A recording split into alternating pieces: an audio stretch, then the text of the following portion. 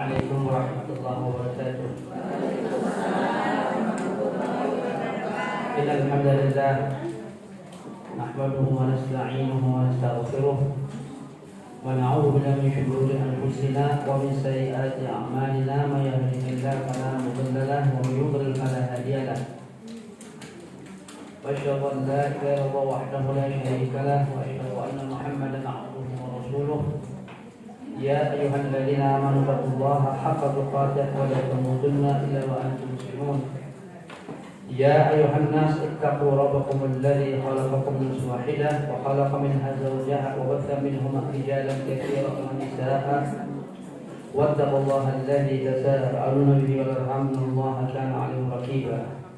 Ya ayyuhalladzina amanu taqullaha wa qulu qawlan sadida yuslih lakum a'malakum wa yaghfir lakum dhunubakum wa may yuti' Allaha wa rasulahu faqad faza fawzan 'azima. Amma ba'd. Ibu-ibu rahimani wa rahimakumullah. Alhamdulillah, pada pagi atau menjelang zuhur ini kita bertemu kembali di tempat yang mulia, Majelis Ta'lim, yang insyaallah Allah Subhanahu wa taala memberikan kepada kita insyaallah hidayah taufiknya dan barakah ilmu. Amin. Ibu-ibu, tema yang saya angkat pada hari ini adalah yaitu penyelamat untuk akhirat. Tafsir surat Fatir ayat 29. Kita lihat surat Fatir surat ke-35. Kita lihat semua. Mari kita kaji bersama. Ya, kalau kita lihat ininya ayatnya, yuk kita kaji bersama. Surat Fatir ayat 29. Surat ke-35. Sudah, yuk bismillah. A'udzubillahi minasyaitonir rajim. Bismillahirrahmanirrahim. Innal ladzina yatluna kitaballah wa aqamus shalah wa anfaqu mimma razaqnahum sirran wa 'alaniyah yarjuna tijaratan lan tabur.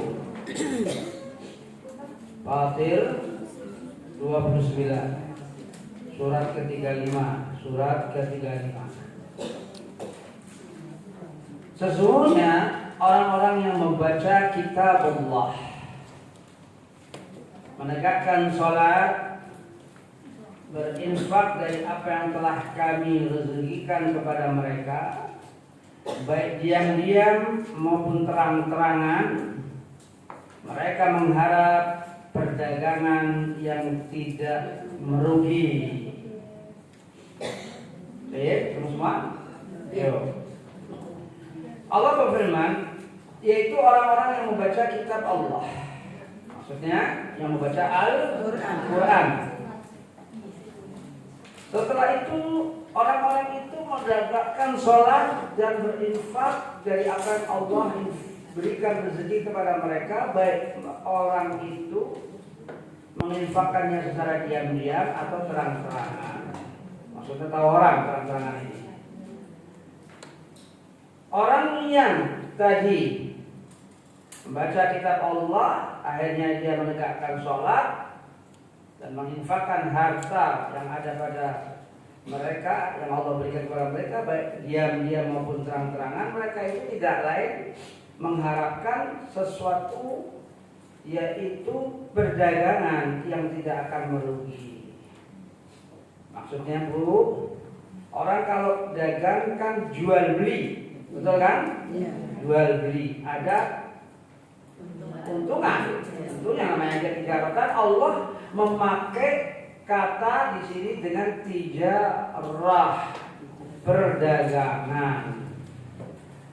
Orang kalau dagang itu pasti ada yaitu keuntungan, mengharap untung. Namanya saja jual beli, yaitu perdagangan. Di sini Allah Subhanahu wa taala, siapa saja orang yang menginfakkan di jalan Allah, insya Allah Allah akan ganti, tidak ada rugi kelak. Nampaknya uang misalnya 1 juta dikeluarkan 100, ya memang secara hitungan berkurang 100 menjadi 900.000 kalau 1 juta. Itu nampaknya secara hitung-hitungan, tapi ada sesuatu hal yang kita tidak sadar bahwa bisa jadi harta itu memang secara jumlah berkurang, tetapi barokahnya nambah. Kalau barokah nambah tidak bisa dihitung dengan uang, dengan nilai barokah. Itu kalau kita bicara tentang barokah. Tetapi banyak sekali hadis Nabi SAW yang menerangkan bahwa harta yang memang secara hitungan berkurang, kalau memang itu diinfakkan 1 juta 100 menjadi 900, tetapi Allah akan ganti dengan keuntungan-keuntungan, ada jalan-jalan rezeki yang Allah mudahkan. 100 keluar, 100.000 keluar, bisa jadi Allah ganti dengan keuntungan, dapat rezeki dari arah yang tidak disangka, nambahnya 500-600.000 Allah mudahkan, malah lebih dari uang yang dia punya 1 juta itu. Itu kalau secara nilai. Yang paling utama adalah barokahnya. Baik, kita mengacu kepada tafsir ayat ini, yaitu orang-orang yang yadluna kitabullah, orang-orang yang membaca ayat-ayat Allah, yaitu Al-Quran. Kitab Allah itu yaitu orang-orang yang membaca Al-Quran. Sebelum kita menjalani tafsir ini dari berbagai kitab tafsir yang saya Al-Fakir sudah siapkan atau para ulama-ulama tafsir, kita lihat dulu apa itu Al-Quran. Kita tahu semua Al-Quran wahyu Allah yang Allah turunkan kepada Rasulullah SAW. Baik, Allah Subhanahu wa ta'ala berfirman di dalam surat Al-Qiyamah, inna alaina jam'ahu wa qur'anah fa idza qara'nahu fattabi' qur'an. Dalam surat Al-Qiyamah ayat 17. Jadi kita harus lihat dulu nih supaya kita paham tentang apa itu kitabullah, itu kita harus paham tentang hal itu. Ya, harus kita paham tentang apa itu yang dimaksud dengan kitabullah, yaitu dalam surat 75 kita ya, yaitu ayat ke-17 18. Yo, surat ke-75 itu kita supaya paham. Kata apa? Iya. Maaf, ada nyala nggak ya? Lampu boleh ya? Apa mati? Oke. Oh, mati lampunya.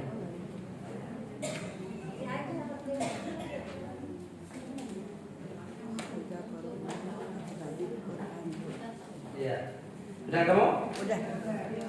Allah berfirman dalam surat Qiyamah, inna alaina jama'ahu wa qur'ana, sunnya yaitu bagi kami kumpulkannya dan kami yaitu bacakannya.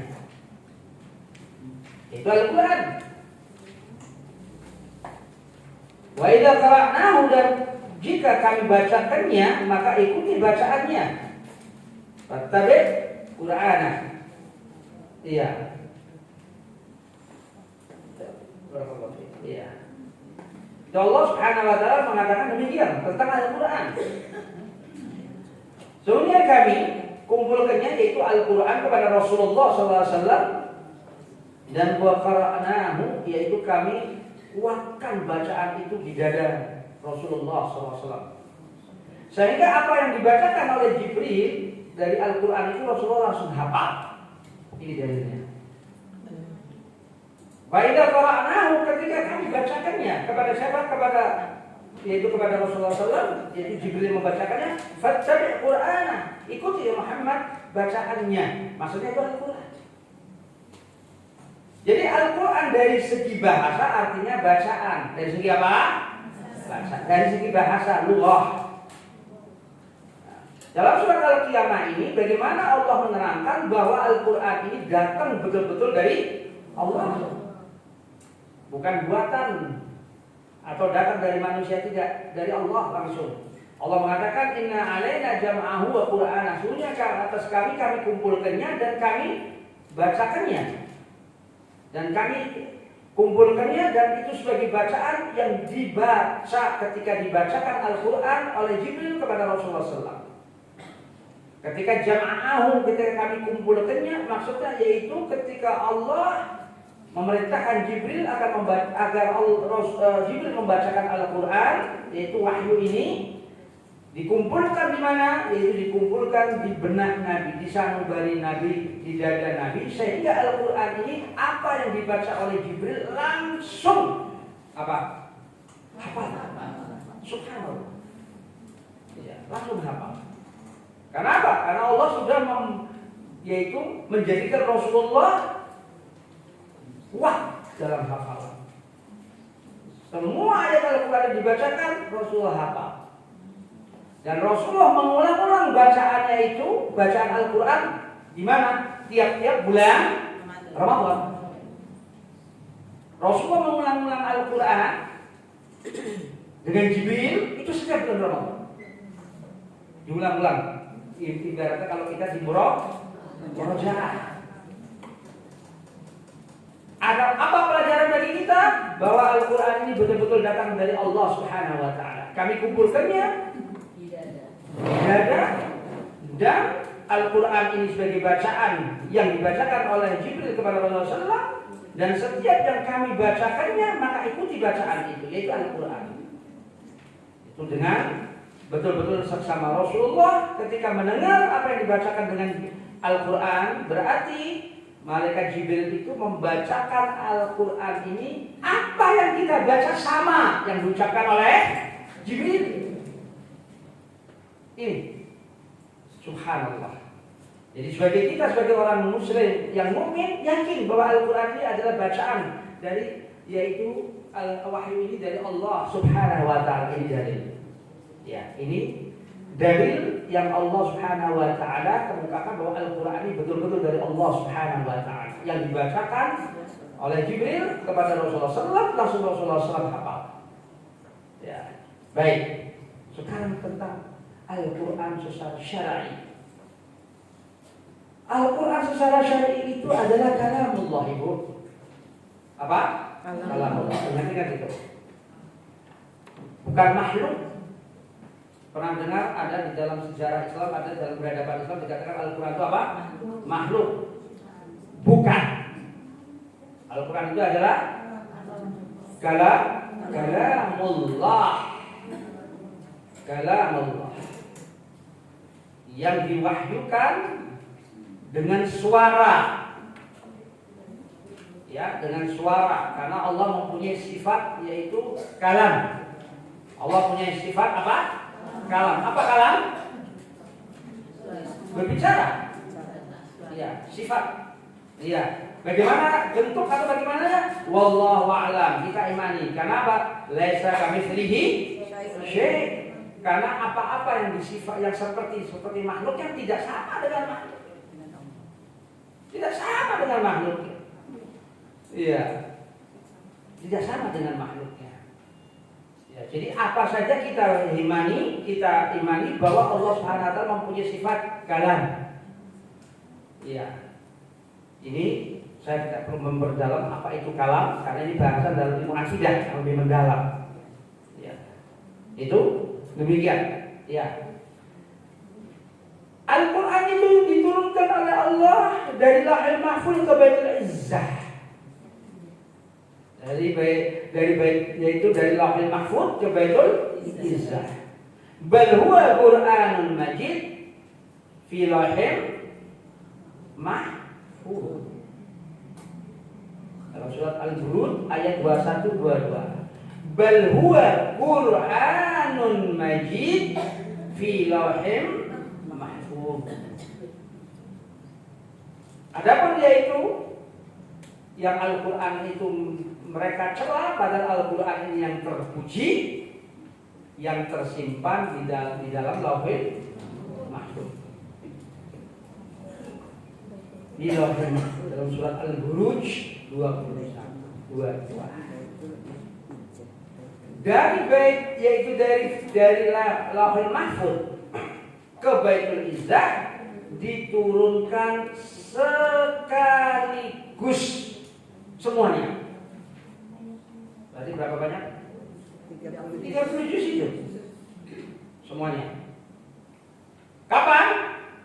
Di bulan Ramadan, di malam Lailatul yang disebut dengan Lailatul Qadar itu. Ibu pelan-pelan ya renungi ya. Dari lauhul mahfuz kemana? Berapa banyak? 30 juz semuanya.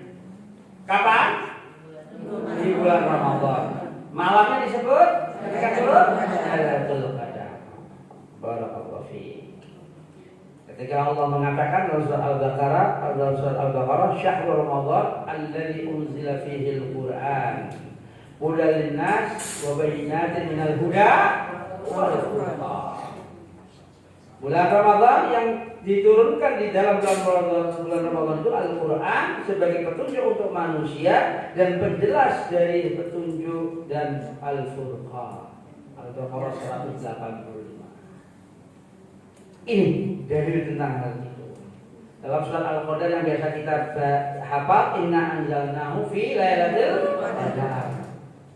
Dalam surat Ad-Dukhan juga Allah mengatakan, kita buka surat Ad-Dukhan supaya kita lebih merasakan apa kehadiran tentang seakan-akan Quran ini ada di tengah kita ketika ini hadir. Subhanallah. Surat Ad-Dukhan itu surat ke-44. Surat ke-44. Ayat 3. 5.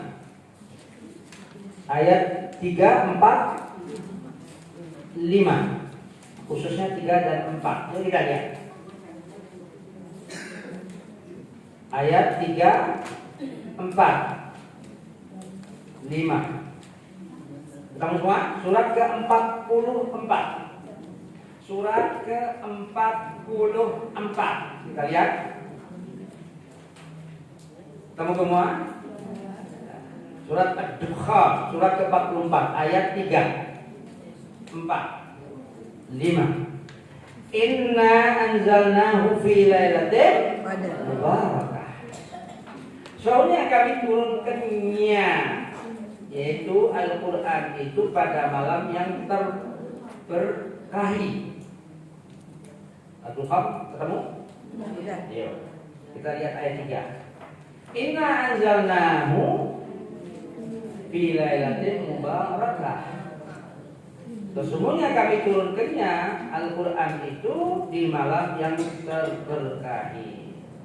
Inna kunna mundzirin. Sesungguhnya kami yaitu memberikan peringatan. Maksudnya bahwa Al-Quran ini adalah berisi tentang peringatan-peringatan kepada umat manusia. Al-Quran ini berisi janji-janji Allah kepada umat manusia. Peringatan janji-janji Allah. Ya, peringatan siapa yang membangkang akan mendapatkan azabnya. Janji Allah, siapa yang taat pada Allah, Allah akan berikan surganya. Dan aturan-aturan manusia agar manusia ini hidup dalam keadaan bahagia lewat Al-Quran. Ya, pada malam yang terberkahi. Itu disebut dengan malam yang terberkahi itu.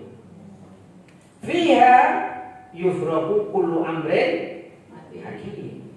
Di malam itu, fiha, di malam itu, yaitu Allah mengatakan diselesaikan semua perkara-perkara yang hakim, yang jelas semua.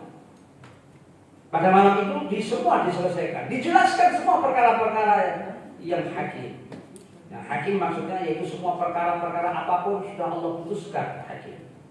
Di dalam tafsir dikatakan seperti Ibnu Abbas mengatakan di dalam menafsirkan ayat yang ke-4 ini, bahwa setiap tahun itu Allah Subhanahu wa taala menentukan segala apa tentang yaitu takdir setiap manusia, yaitu tentang umurnya, tentang rezekinya, kapan mati dan sebagainya. Allah jelaskan setiap kepada makhluknya itu. Allah jelaskan kepada setiap makhluknya takdir. Dikatakan dalam satu tafsir yaitu setiap tahunnya. Iya. Itu demikian.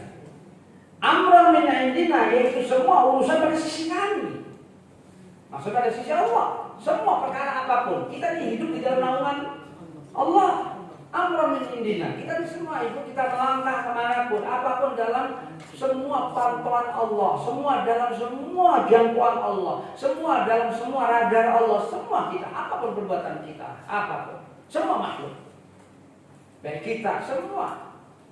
Baik itu dari bangsa malaikat, bangsa jin, semua tunduk pada aturan Allah, pada sunatullah. Baik itu matahari, bulan, bintang-bintang, apapun, semua dalam jangkauan kekuasaan Allah. Karena itu adalah semua ciptaan Allah. Amrun min indina, semua perkara itu pada sisi kami. Inna kunna mursilin. Sesungguhnya kami mempunyai para utusan, mempunyai para apa? Rasul. Yang memberikan apa? Yang memberikan tentang tadi. Mundirin itu, yaitu para yang memberikan para peringatan itu. Ya Allah mempunyai, yaitu para rasul yang memberikan peringatan kepada umat manusia. Ini Allah jelaskan, itu Al-Quran yang turun pada malam yang terberkahi, yaitu Lailatul Qadar itu. Jadi Al-Quran yang turun sekaligus itu yang disebut dengan Lailatul Qadar. Dari Lauhul Mahfuz kemana? Gimana turunnya? Cara turunnya? Enggak tahu kita. Ya. Gimana turunnya? Enggak tahu kita. Oke. Saya di sini sudah pernah ajarkan kaidah-kaidah Ho'e belum ya? Lama. Kaidah-kaidah Ho'e. Belum ya? Gimana tuh? Di mereka ya? Kaidah-kaidah Ho'e ada 3 pertemuan kaidah, karena ada 9 kaidah dalam memahami hal Ho'e. Ada 9 apa? Kaidah. Kaidah itu aturan-aturan dalam memahami hal Ho'e. Ya. Kalau kita itu paham itu, insya Allah, mudah sekali kita dalam hal keimanan, membantu kita dalam keimanan. Itu hal yang Ho'e. Ya. Apa itu? Yang kita tidak tahu. Gimana turunnya, bagaimana cara turunnya, hanya Allah yang tahu. Karena Rasulullah tidak pernah menceritakannya, baik Allah maupun Rasulnya. Itu misteri urusan Allah itu. Bagaimana turun dari Lauhul Mahfuz ke Baitul Izzah, Al-Quran sekaligus itu. Baru setelah itu Allah turunkan, yaitu di Baitul Izzah, di langit mana? Langit dunia. Baitul Izzah itu mana? Di langit dunia. Langit dunia itu mana? Kita juga nggak tahu. Yang disebut dengan Sama'ud dunia, kita juga nggak tahu. Baitul Izzah itu di langit dunia. Bentuknya bagaimana dan bagaimana kita juga nggak tahu. Baru Allah turunkan ke Rasulullah SAW lewat perantara Jibril. Selama kurang lebih 23 tahun berangsur bertahap. Paham ya? Supaya kita baca Quran, kita tahu apa itu Al-Quran. Semakin paham kita, semakin yakin kita terhadap Al-Quran itu. Kita buka surat Al-Isra 106, surat ke-17. Yuk kita buka. Surat Al-Isra, atau disebut dengan surat Bani Israil. Surat ke-17 ayat 106. Surat ke-17 106. Yuk kita lihat.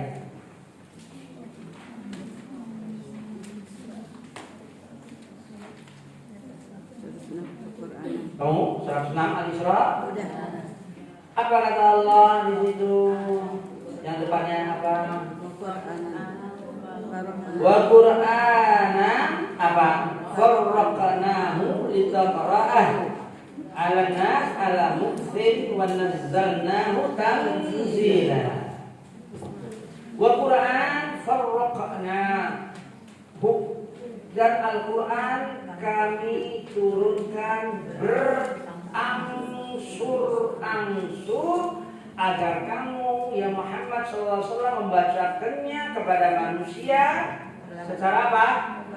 Perlahan-lahan. Dan kami turunkannya secara tahap, secara berangsur-angsur. Wa nazzalnahu tanzila.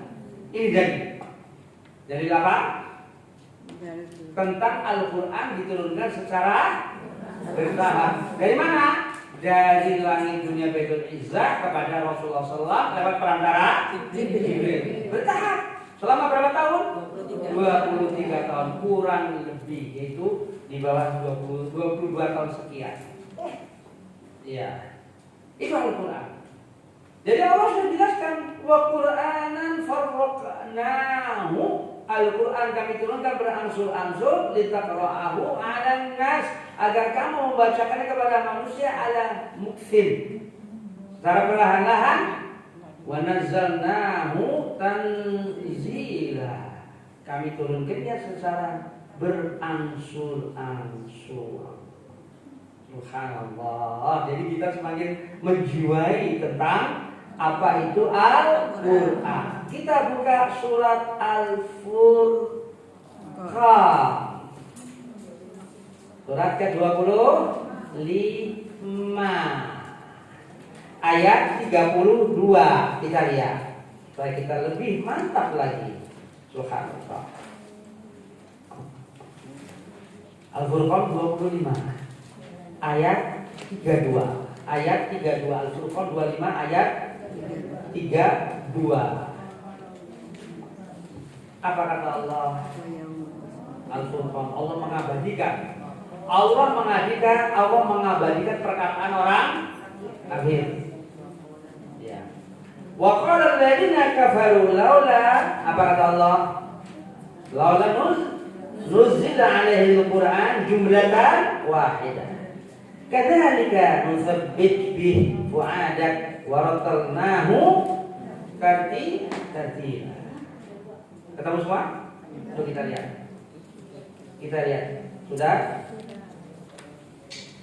Telah berkata orang-orang kafir, seandainya kenapa tidak Al-Quran ini diturunkan sekaligus? Kata orang sahabat. Lihat. Berarti orang kafir saat itu mengakui bahwa Al-Quran ini diturunkan secara apa? Bertahap. Bertahap. Tahu?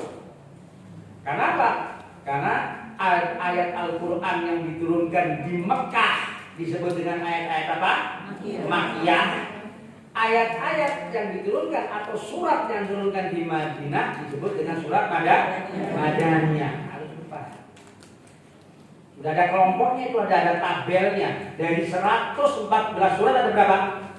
114 surat. 114 surat itu sudah ada tabel mana saja surat yang turun di Mekah. Selama berapa? 10. Yaitu selama 13 tahun. Rasulullah di Mekah berapa? Dalam berapa? 13 tahun. Surat mana saja yang turun di Mekah ada tabelnya, daftarnya ada. Dan Rasulullah kurang lebih 10 tahun di Madinah, mana saja surat yang turun di Madinah ada tabelnya. Ada daftarnya itu. Iya. Orang-orang kafir saat itu, yaitu ketika ada di Mekah saat itu, mengatakan wa qala alladziina kafaru, orang-orang kafir mengatakan laula nuzila 'alaihi al-Qur'an jumlatan wahidatan. Kenapa sih kok tidak Al-Quran diturunkan sekaligus? Seandainya Al-Quran ini diturunkan kepadanya yaitu sekaligus, maknanya orang tingkah kufur saat itu melihat Rasulullah dalam beberapa tahun di Mekah, karena kan perlawanan Rasulullah dari orang-orang kafir yang sengit itu ada di orang kafir yang musyrik. Ingat, di Mekah orang kafir yang musyrik. Kalau di Madinah orang kafirnya siapa? Ahlul kitab. Yaitu Yahudi dan Nasara. Ya. Innal ladzina kafaru min ahlil kitab wal musyrikin, kata Allah. Maksudnya yaitu orang-orang kafir dari siapa? Ahlul kitab dan orang musyrik. Di mana orang musyrik? Di Mekah. Di mana ahlul kitab? Di Madinah. Jadi Rasulullah hijrah ke Madinah ketemu ahlul kitab. Orang ahlul kitabnya yaitu yang sudah melenceng, yang orang-orang Yahudi itu, dan juga orang-orang Nasara itu. Sehingga kayak kita baca di dalam surat Al-Fatihah itu, yang kita baca ihdinas siratal mustaqim. Terus lanjut. Siratal ladzina an'amta 'alaihim ghairil maghdubi 'alaihim waladdallin. Maghdub itu adalah orang-orang yang dimurkai. Siapa yang dimurkai maghdub? Yahudi. Itu yang kita baca setiap hari. Kenapa dimurkai? Dia tahu hukum tapi tidak menjalankan. Waladdallin yang sesat, yaitu Nasara. Apa itu? Orang yang melakukan ibadah tanpa ilmu. Itu Nasara. Itu tafsir dari dalam surat Al-Fatihah yang selalu kita baca setiap hari. Ya kan? Dalam sholat itu. Dalam surat Al-Fatihah. Ghairil maghdubi 'alaihim waladdallin. Maghdub yang dimurkai adalah Yahud, yang sesat adalah yaitu orang Nasara. Itu dalam tafsir katakan demikian. Dari Rasulullah SAW dapat perlawanan demikian. Tahu orang-orang kufar saat itu, orang-orang yang ingkar pada Allah kalau Al-Quran ini bertahap turun itu tahu. Makanya orang mengatakan wa qala alladziina kafaru, kenapa tidak Al-Quran ini diturunkan sekaligus? Turunnya bertahap itu ada hikmah besar di situ. Contoh misalnya dalam pengharaman khamr. Khamr itu apa, Bu? Minuman keras. 3 tahap, 3 step. Tidak langsung khamr itu adalah haram. Kaget nanti orang. Bertahap. Yas'alunaka 'anil khamr wal maisir. Mereka bertanya kepada engkau Muhammad, apa itu khamr dan judi? Kul, katakanlah, fihima ithm kabir. Katalah kedua itu adalah dosa besar. Baru dikatakan dosa besar doang saat itu. Wa manafi'ul linnas. Ya, yaitu ada manfaat untuk manusia, tapi dosa keduanya lebih besar dari manfaat keduanya. Itu Allah mengatakan demikian, baru dosa besar. Kemudian turun lagi bertahap dalam surat An-Nisa. Kalau sholat kamu mabok jangan sholat dulu. Ya, jadi bertahap kan? Ya ayyuhalladzina amanu la taqrabus shalah wa antum sukara hatta ta'lamu ma taqulun. Hei orang beriman, jangan dekati sholat kalau kamu dalam keadaan mabuk, sampai kamu tahu, sehingga kamu tahu apa yang kamu katakan. Karena saat itu yang namanya khamr itu sudah mendaging semua umat manusia yang namanya minuman keras itu subhanallah mendaging. Semua umat manusia dari barat dan timur, dari semua bangsa manapun. Ya, bukankah dulu terkenal di kita zaman raja-raja kita pun terkenal dengan apa tuh? Tua. Itu minuman para pemabok. Semua umat manusia, seumur tua umat manusia yang minuman keras. Subhanallah. Ya, Islam secara tegas mengharamkan itu. Pertama dikatakan dosa besar. Kedua, bertahap, jangan kamu sholat kalau kamu dalam keadaan mabuk. Langsung yang ketiga setelah beberapa saat, ya ayyuhalladzina amanu innamal khamr wal maisir wal ansab wal azlam rijis min amalish syaitan fajtanibuhu. Orang beriman, sungguhnya khamr, maisir, ansab, azlam, rijis, najis, dan itu perbuatan setan. Jauhilah, tinggalkanlah. Berarti ini sudah menjadi apa? Haram. Lewat apa? Lewat bertahap. Bertahap kan? Pertama khamr dikatakan apa? Dosa besar dulu. Keluar ayat itu. Kedua, di dalam surat An-Nisa, jangan deketin dulu kalau kamu dalam keadaan mau sholat. Setelah itu baru haram, dilarang. Itu Al-Quran. Uslub metode Al-Quran itu bertahap itu. Jadi ayat-ayat Al-Quran itu turun itu bertahap. Ada apanya? Ada hikmahnya. Ada hikmahnya. Ini yang dimaksud hal tersebut. Subhanallah. Jadi itulah supaya kita paham hal itu. Itulah Al-Quran. Nah, para ulama supaya kita tak sekalian saya singgung, ayat apa yang pertama kali turun yaitu di dalam surat Al-Alaq. Ya, Iqra. Tetapi ada ulama juga yang mengatakan ada khilaf yang mengatakan pendapat kedua yaitu dalam surat Al-Mudaththir ayat 1 ayat 5. Apa? Ya ayyuhal mudaththir qum fa'anzir wa rabbaka fakabbir wa thiyabaka fatahhir. Itu ada yang mengatakan hal itu. Itu ayat yang pertama turun dalam surat Al-Mudaththir. Pendapat kedua. Jadi kalau ibu mengatakan, ibu mendengar ada orang yang mengatakan ayat yang pertama kali turun ayat dalam surat Al-Mudaththir ayat pertama ayat 1 sampai ayat 5. Iya, ada pendapat itu. Dan itu juga berdasarkan Bukhari Muslim. Yang pendapat pertama juga yaitu surat Al-Alaq, yaitu yang pertama kali turun adalah Iqra bismi rabbikal ladzi khalaq. Itu pun juga sahih, riwayat Bukhari juga. Para ulama telah menjelaskan hal itu, menjamakkan, mengkompromikan antara dua itu. Bahwa surat Al-Alaq itu Iqra itu yang pertama kali turun itu adalah yang pertama kali turun dan itu yang paling kuat. Yang Iqra yang pertama kali turun itu adalah surat Al-Alaq itu. Lantas bagaimana surat Al-Mudaththir? Para ulama mengatakan yaitu pada masa fatratul wahyi, yaitu pada masa berselang lama tidak turun. Jadi ayat Al-Quran ketika di Mekah itu ayat turun bertahap sampai beberapa lama ayat gak turun sampai Rasulullah terus pingin ayat turun lagi sampai Rasulullah itu menghadapkan wajahnya ke langit. Itu kapan turun lagi? Karena saling lamanya tidak turun. Jadi beberapa lama para ulama akhirnya pada mengatakan setahun setengah tidak pernah apa? Turun. Saking beberapa kali ada waktu jeda. Rasulullah mengharap.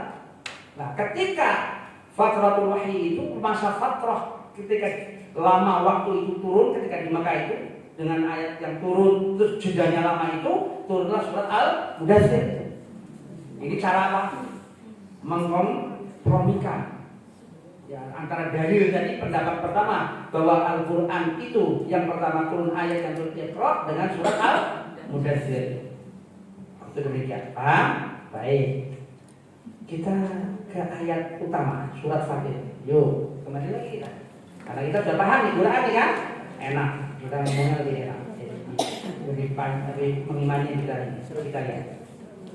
Kembali lagi ke ayat utama yang kita akan bahas. Surat Fatih tadi, surat ke-35 ayat 29 tadi. Innal ladzina yatluna kitabullah. Yuk kita lihat. Surat Fatih tadi. Sudah? Surat ke-35 tadi, surat Fatih tadi.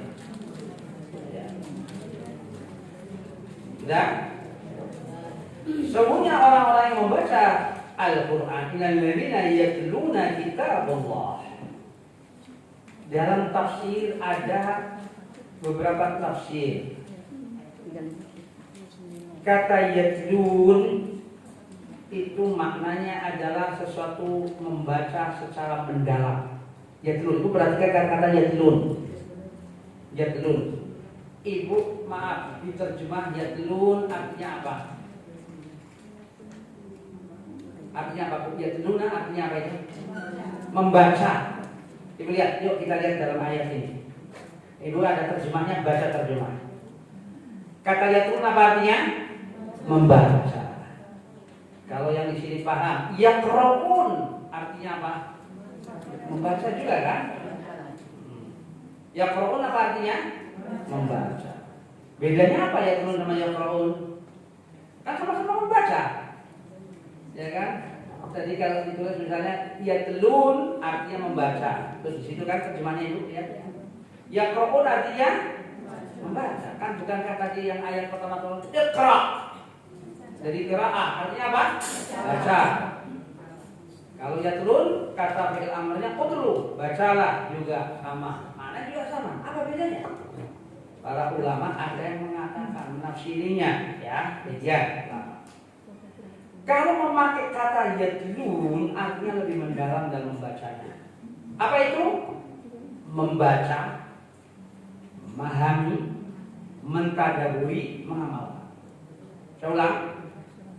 Allah memakai kata yatlun innal ladzina, Allah tidak mengatakan innal ladzina yaqra'un kitabullah, tapi Allah mengatakan yatlun. Ada ulama yang menafsiri yatlun itu bukan sekedar baca, bukan sekedar baca seperti kita baca ya, seperti kita misalnya habis maghrib membaca ya, pahala, jelas pahala.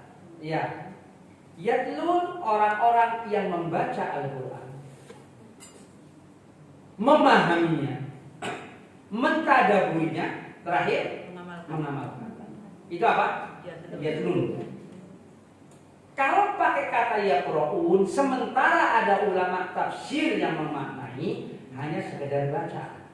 Seperti ibu misalnya membaca tadarus misalnya sehabis sholat maghrib. Ibu misalnya punya target, yaitu ingin menghatamkan Quran juz sekian. Terus ibu baca sekian ayat subuh, zuhur sekian ayat, maghrib sekian ayat, ibu baca. Itu apa? Ya kalau baca, hanya sekedar apa? Hanya sekedar baca kan? Tapi kalau yatlun ini ayat ini orang yang baca memahami. Kalau memahami berarti apa, Bu? Kalau memahami berarti apa? Tahu artinya atau tafsirnya. Iya. Tahu artinya dulu. Kalau tidak mungkin orang akan mau paham tafsirnya kalau dia tidak tahu maknanya dulu. Makna dari kata Al-Qur'annya. Baca. Iya. Setelah baca, memahami. Oh, maksudnya ini. Dipahami. Tentunya dipahami dengan apa? Yaitu dengan terjemah. Jelas terjemah tidak mungkin bisa memahami sempurna. Dengan apa? Dengan tafsir. Jelas orang yang bukan bidangnya akan memahami tafsir itu tidak akan sempurna. Karena apa? Tafsir pun membutuhkan bimbingan. Yaitu dimularjamahkan. Bagi orang-orang seperti ibu yang memang bukan bidangnya, tidak ngerti bahasa Arab, tidak ini dan sebagainya, ya harus dimularjamahkan. Dimularjamahkan apa? Ya ini seperti ini dikaji bersama dengan orang yang paham. Sehingga ibu ngerti, oh ayat ini maksudnya demikian. Oh ayat ini menuntut adanya demikian. Oh ayat ini mengandung hukum itu. Oh ternyata ayat ini mengatakan bahwa ini haram.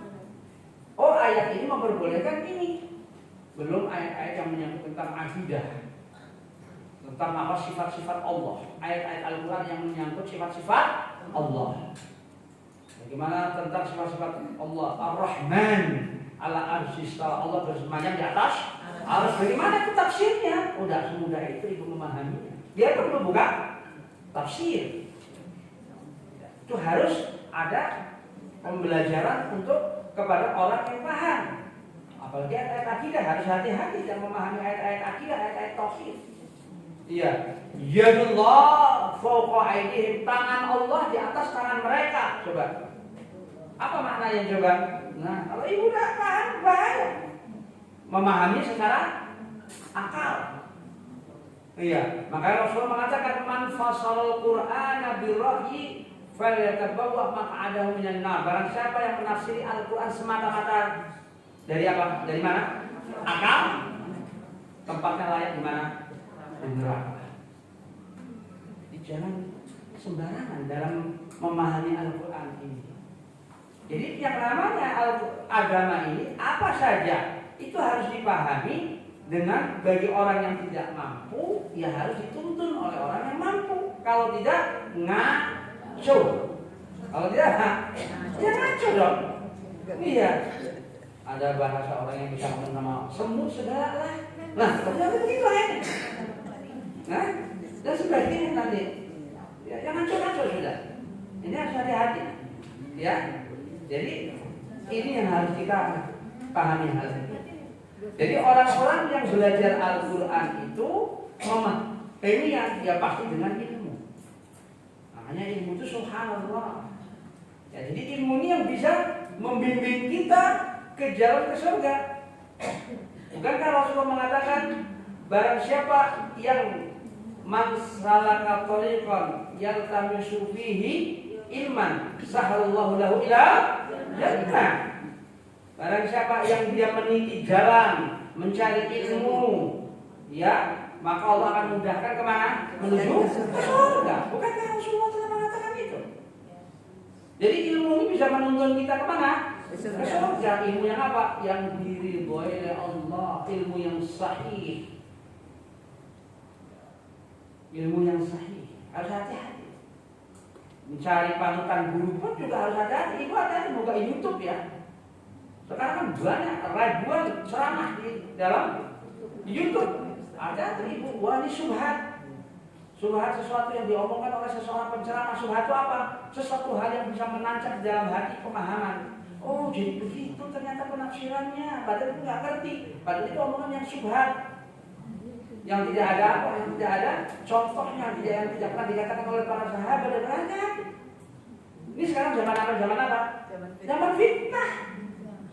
Ibu jangan sembarangan buka YouTube pengajian terus ibu telan mentah-mentah, hati-hati. Iya. Malah orang senang ustaz itu ber-YouTube pria, dia senang. Orang penceramah itu supaya apa? Namanya lebih terkenal. Memang begitu. Ada orang yang nggak mau di YouTube pria. Ada orang yang nggak mau. Kenapa? Takut teriak. Takut teriak. Memang YouTube ini ada dua sisi. Sisi positif dan sisi negatif. Positifnya apa? Dakwah tersebar. Tapi negatifnya itu paling banyaknya orang berceramah lewat YouTube. Orang sendiri aja tidak bisa merekam loh. Terus di-upload. Kalau omongannya ngaco, ya ini bahaya. Lah ibu punya saringan, punya filter. Filternya apa? Ilmu yang benar selama ini ngaji. Diajarkan oleh orang-orang yang jelas, ustaz-ustaz yang jelas dalam manhajnya, dalam akidahnya dan sebagainya. Iya.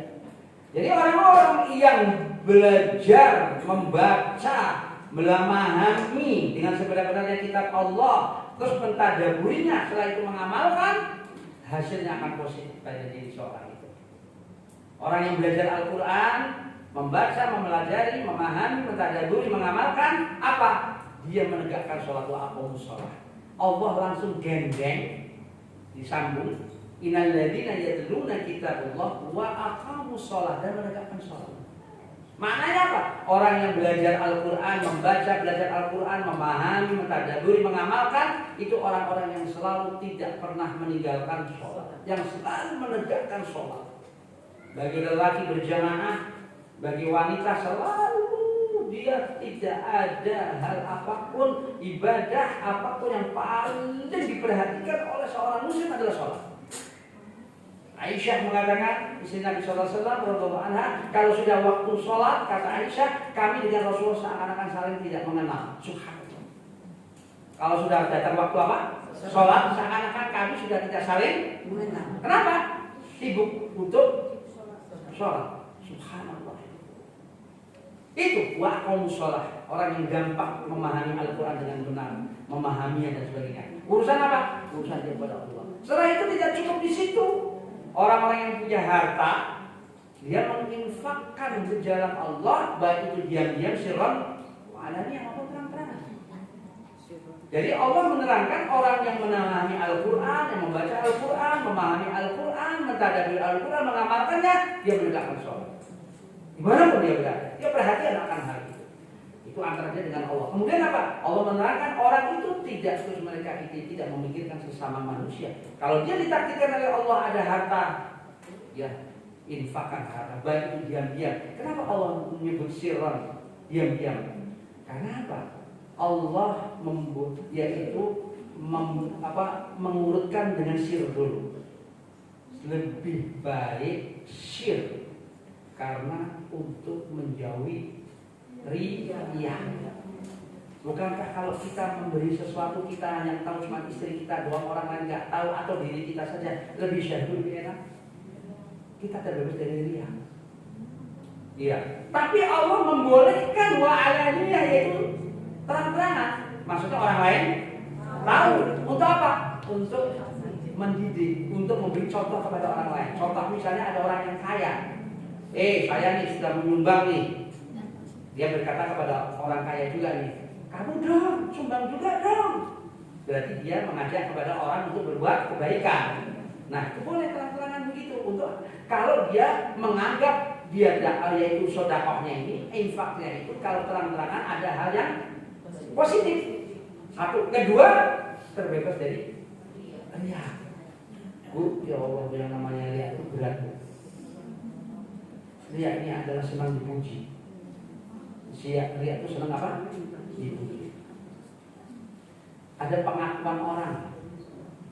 Ya, itu buat pengalaman kita, Ada pengalaman orang yang dulunya itu masa jahiliyah, belum ngaji yang bener lah gitu. Benar, pengakuan. Zaman jahiliyahnya dia tuh. Dia ngaji tapi yang ngajinya gitulah. Orang kaya nih, kata dia, saya kalau menyumbang ke masjid A, tapi takmir masjidnya senang muji-muji, saya kasih banyak. Betul. Bukan teori, tapi saya kasih masjid yang di tetangga saya, ya dia nggak basa-basi, terima aja. Sudah saya kasih sedikit, saya nggak senang dengan itu karena tidak muji. Kenapa? Karena dia lemah, dia senang kalau dipuji, dia merasa apa? Fly itu apa? Terbang. Wah. Kenapa? Penyakit hati. Jangan salah itu. Makanya Rasulullah mengatakan hati-hati dalam al-madah, hati-hati terhadap pujian itu. Karena pujian itu kata Rasulullah adalah busur-busur setan yang akan menghancurkan kepribadian seseorang. Al-madah itu. Orang yang dulunya ikhlas, gara-gara dipuji, setan masuk, akhirnya tidak. Pujian itu hati-hati. Iya, terus orang itu jawab, orang sebelah ini. Tapi setelah saya sadar, ya Allah, saya istighfar. Ini membuktikan apa? Berarti seperti orang itu ada berarti. Kalau satu orang itu begitu berarti ada orang-orang itu. Dia senang apa? Kalau dipuji, senang dia, riya itu senang. Ya, makanya orang yang berinfak secara terang-terangan kalau dia merasa dirinya aman, dia kan yang tahu muhasabah pada diri dia, ya silakan dia terang-terangan. Untuk apa? Untuk contoh kepada yang lain. Supaya ayo nyumbang, ayo beri bantuan. Itu Allah memberikan dalam ayat ini, yaitu boleh sir atau alaniyah, terang-terangan. Ini Bu, ya. Jadi orang-orang yang membaca Al-Quran, dia akan menegakkan sholat, yang betul-betul membaca Al-Quran, memahami, mentadaburi, dan mengamalkannya. Subhanallah. Baik. Berarti setelah kita paham Al-Quran itu yang bisa menghantarkan kita menjadi baik, membaca, memahami, mentadaburi, mengamalkan, itu jadi nun. Sehingga pada diri seseorang dia akan menegakkan sholat, urusan dia kepada Allah, dan dia harta yang ada pada diri dia memikirkan sesama manusia. Berarti Al-Quran itu Ibu menghantarkan manusia menuju keselamatan hidup. Al-Quran menghantarkan keselamatan hidup. Ini yang harus kita pahami. Al-Quran ini menghantarkan manusia ke jalan yang benar, ke jalan yang benar. Ya. Kita lihat surat Yunus 57. Surat Yunus. Surat Yunus itu surat ke-10.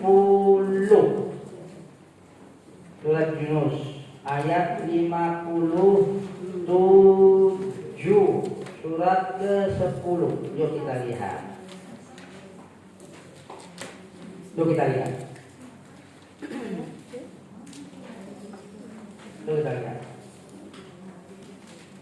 Terus semua kita lihat bagaimana supaya kita menambah keimanan kita.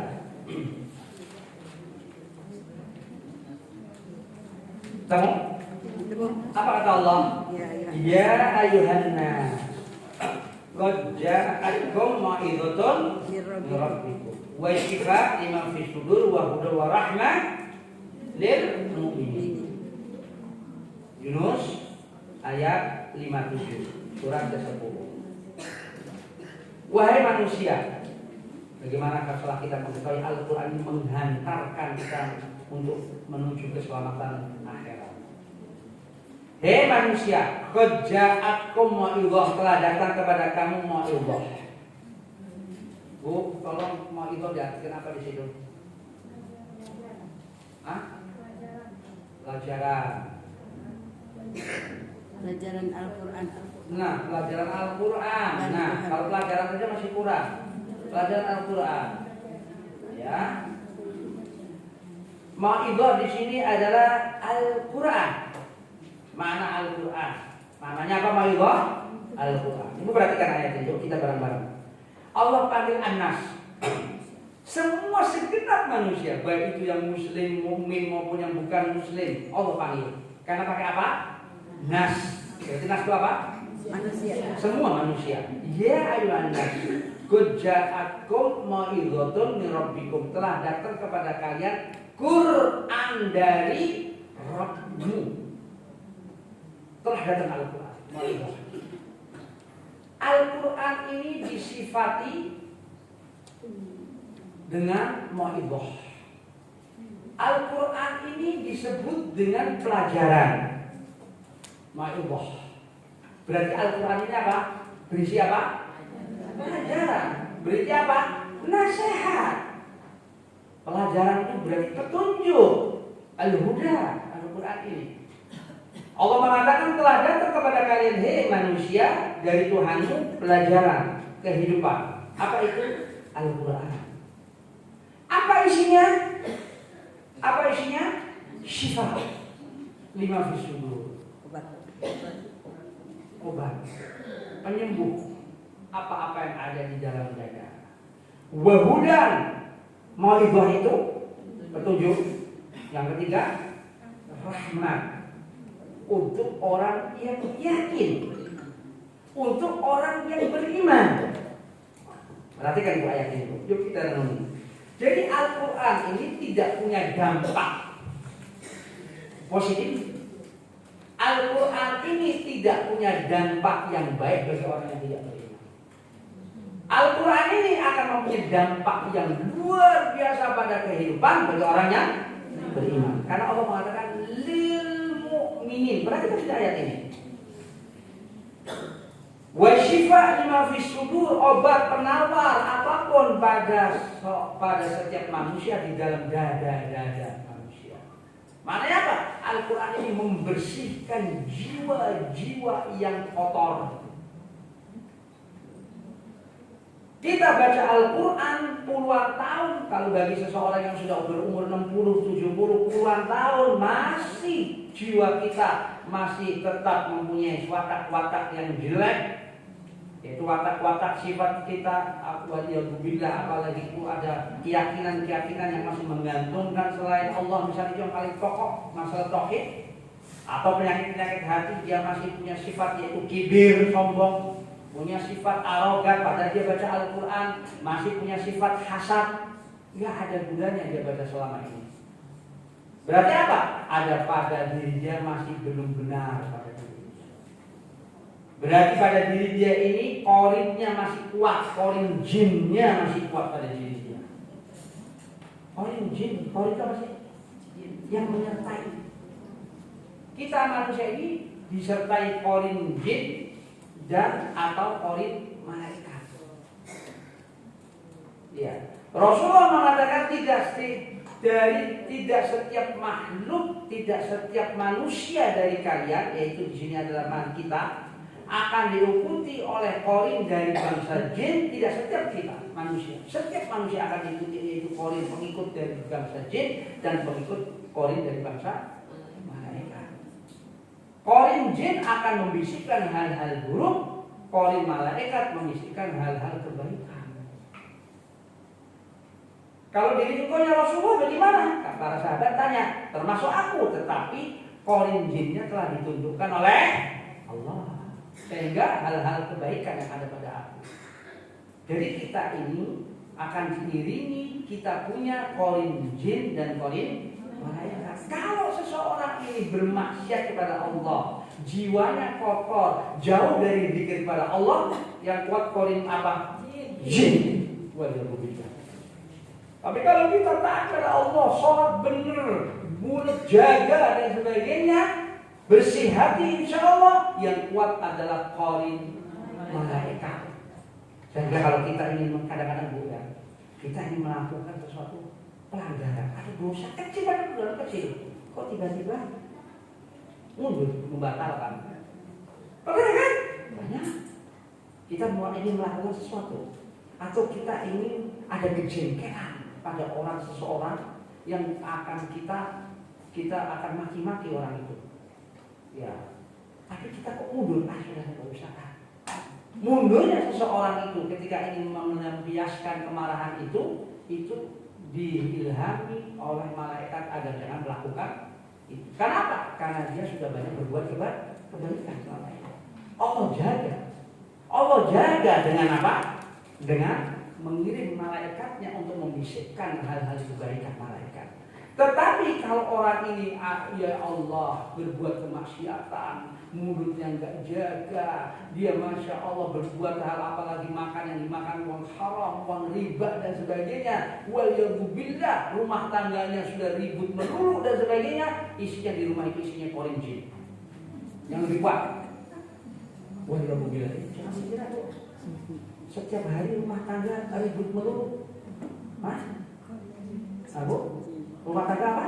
Ribut melulu. Ribut melulu. Jangan-jangan yang lebih kuat itu korin jin pada diri kita seseorang. Kita harus muhasabah. Ada apa gerangan di kita? Ada apa gerangan di kita? Maka kita harus muhasabah. Muhasabah itu kita melihat diri kita. Apakah ada dosa-dosa yang kita lakukan atau tidak? Apakah ada keboliman? Kita mengambil hak saudara kita misalnya. Jangan dikira merasa saya kok gak pernah tuh berbuat dosa rasanya katanya. Loh, bukankah Rasulullah mengajarkan ada satu doa agar kita berlindung dari suatu amal yang kita sadar maupun yang tidak sadar? Ada doa Rasulullah berlindung. Kita berlindung kepada Allah dari perbuatan yang tidak sadar, yang sadar maupun yang tidak sadar. Yang tidak sadar itu bahaya.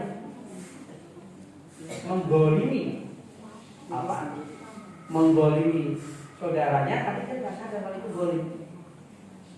Jadi jangan merasa kita ini sok suci. Wala tuzakku anfusakum, jangan kamu merasa sok paling suci. Jangan. Kita ini bisa jadi banyak dosa. Biarpun ustadznya bisa jadi berbuat dosa, bisa jadi nggak mesti. Jangan merasa kita sok suci, sudah sholat, sudah ini dan sebagainya. Jangan. Ada lagi dosa yang kadang-kadang kita nggak tahu, tapi nggak sadar. Pamer ibadah. Iya.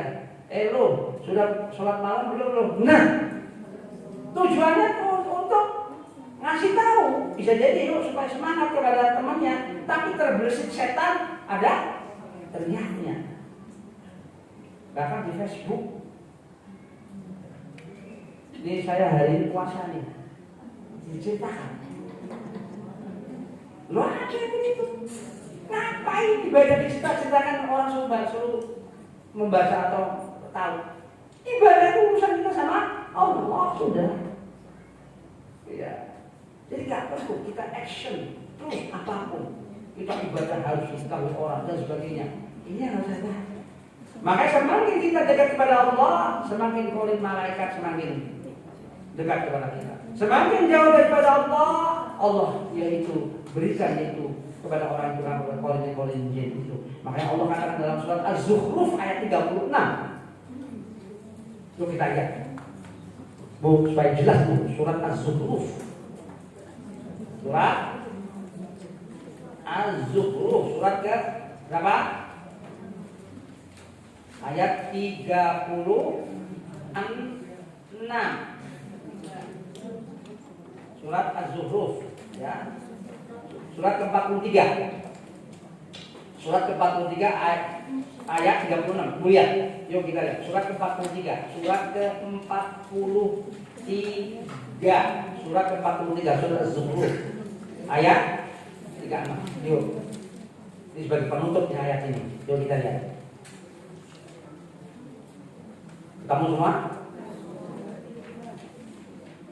Surat surat ke-43 ayat 36. Ayat 36. Surat ke-43. Ketemu semua? Yuk kita renungkan. Temu? Ayat 36. Ayat 36. Ayat 36 surat ke-43. Apa kata Allah? Wa may ya'shu an dzikrir rahman nuqayyid lahu syaitan fahuwa lahu qarin. Lihat. Barang siapa yang dia ini berpaling dari mengingat Allah. Wa may ya'shu an dzikrir rahman, barang siapa yang dia, di sini ada para mufassir yang memaknai zikrullah itu adalah Al-Qur'an. Barang siapa yang dia berpaling dari Al-Qur'an, ada yang menafsiri begini, seperti salah satu perkataan Ibnu Abbas. Barang siapa yang berpaling dari mengingat Allah, an dzikrir rahman, yaitu dari berpaling dari Al-Qur'an. Apa kata Allah akibatnya? Nuqayyid lahu syaitanan, kami iringi dia, kami sertai dia. Apa kan? Allah berikan kepada dia orang yang berpaling dari Allah, orang yang berpaling dari Al-Qur'an apa? Setan.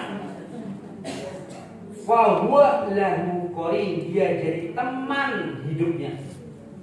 Wal yaumillah. Wal yaumillah fa huwa lahu qarin. Fa huwa lahu qarin. Bagi siapa? Orang yang menjauh dari Orang yang menjauh dari Allah, Allah sertakan qarinnya setan, jin yang akan merusak dia, yang akan membisikkan, menghembuskan hal-hal apapun, sehingga dikasih tahu apapun nggak mempan. Kenapa? Ya karena dia memang jauh dari ketaatan kepada Allah. Dia belum taat kepada Allah. Dia belum mengikuti apa yang Rasulullah ajarkan. Sehingga apa? Setannya kuat daripada qarin malaikatnya. Siapa yang berpaling dari Allah, wa may ya'shu 'an dzikrir rahman nuqayyid lahu syaitanan fahuwa lahu qarin. Ibu camkan ayat ini, ibu hafalkan ayat ini buat pelajaran kita semua. Siapa yang jauh dari Allah, Allah temani dia dengan apa? Setan. Dan dia menjadi temannya, menjadi qarinnya, jadi penyertanya. Rasulullah mengatakan setiap orang disertai, setiap manusia disertai qarin, baik itu qarin jin dan qarin malaikat. Qarin jin menghembuskan, membisikkan hal-hal yang keburukan, qarin malaikat membisikkan hal-hal yang kebaikan. Tinggal kita yang mana posisinya. Kalau kita insya Allah menjadi orang baik, menjadi orang yang taat kepada Allah, kita jaga kewajiban-kewajiban tauhid yang benar, akidah yang benar, jauh dari kesyirikan, tauhid, menjadi orang wahid ilallah, selalu mengesahkan Allah, insya Allah Allah akan perkuat kita korin-korin malaikat. Demikian Ibu, ini tafsir surat Fatir ayat 29.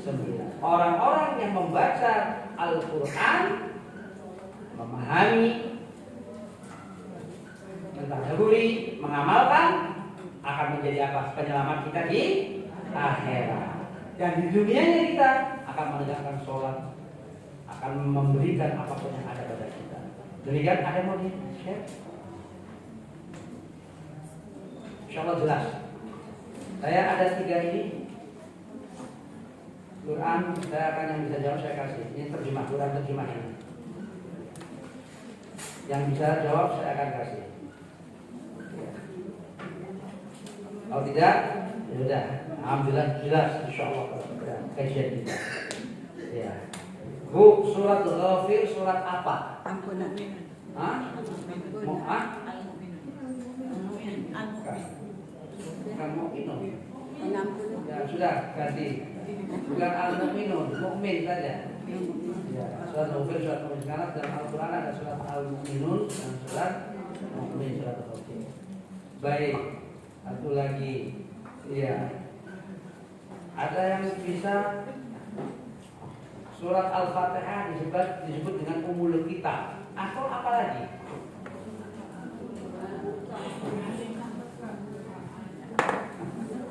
Surat Al-Fatihah disebut dengan surat Ummul Kitab. Ada lagi satu lagi. Ada beberapa sebutan. Surat Ad-Dawa. Iya, ada yang mengatakan sudah demikian. Fadhal. Iya, betul. Iya, fadhal. Iya, fadhal. Iya. Satu lagi, Ibu.